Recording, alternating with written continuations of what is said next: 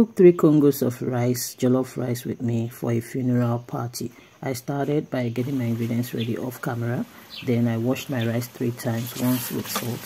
Then I fried my onions, and then I stirred in my tomato paste, which I also fried for a bit. Then I added some of the ingredients. As you can see, I'm frying with oil that we used to fry the beef the day before, the evening before, in preparations for today. So I allowed the tomato paste to fry for a while, say probably about 3 to 4 minutes. Then I stirred in my pepper mix. That's pepper, tomatoes, and onions grinded together and already boiled. I allowed that to fry. Then I added all my spices. I added garlic and ginger powder.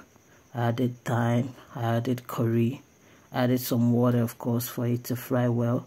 I added the stock cubes. I'm using about 3 different types of stock cubes, and I do think that the amount that I've used is enough. You know, I went to catering school at some point, and I've been cooking jollof rice, you know, for a while.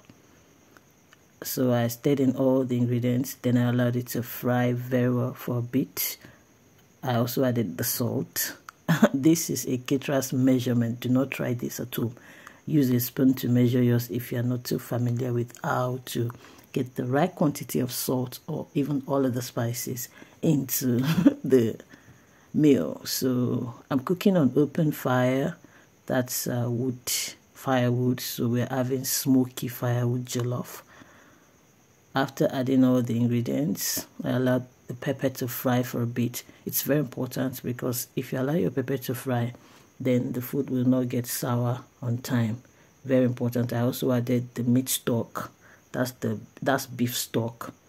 And then I covered it, and I adjusted the fire, allowed it to fry for a bit. I would have allowed it to fry some more, but you know, I was going somewhere.